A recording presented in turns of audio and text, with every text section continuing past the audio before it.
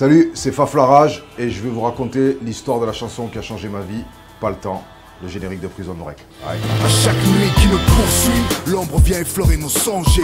La lutte garde en éveil, alors je fonçais. Ce morceau-là a fait que d'un coup ça a ouvert un public à un autre public. Avant j'avais un public très rap et ça a ouvert, on va dire, ce qu'on appelle au grand public.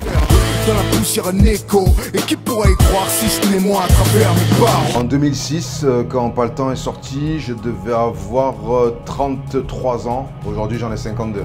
Ah, un petit coup de vieux quand même. L'histoire de Pas le temps, elle vient d'abord d'une entente, on va dire, entre mes éditeurs qui avaient soumis l'idée en fait aux Américains de faire un générique francophone. Et à partir de là, la proposition a tourné. My name is Michael Schofield. My brother is facing the electric chair, framed for a crime he didn't commit. On dit, est-ce que tu connais Prison Break? Ça venait de sortir aux États-Unis, il n'y avait que 2 épisodes. Bon, j'ai vu évidemment les trailers et tout. Je dis putain, c'est monstrueux.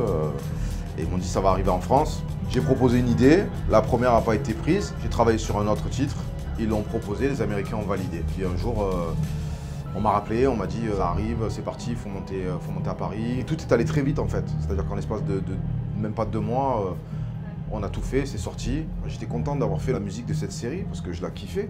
Et donc déjà pour moi là c'était gagné. Je me souviens une fois avant que le titre sorte à Cannes avec les comédiens et justement le patron de la Fox International. Et lui il disait ouais là c'est Faf, il a fait un titre, ça va cartonner, je suis sûr qu'on va être numéro 1 et tout. Et moi je me rappelle, je tapais sur le...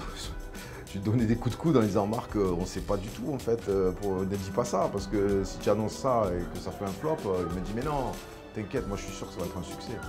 Il ne s'est pas trompé. Mes actualités d'aujourd'hui, j'organise des événements, je suis basé à Marseille, donc voilà, j'ai des soirées à Marseille qui s'appellent les Old School Party, qui tournent très bien. Ça fait presque 3 ans que je fais ça, avec une équipe, je ne suis pas tout seul évidemment. J'ai des projets en composition, je fais pas mal de musique à l'image.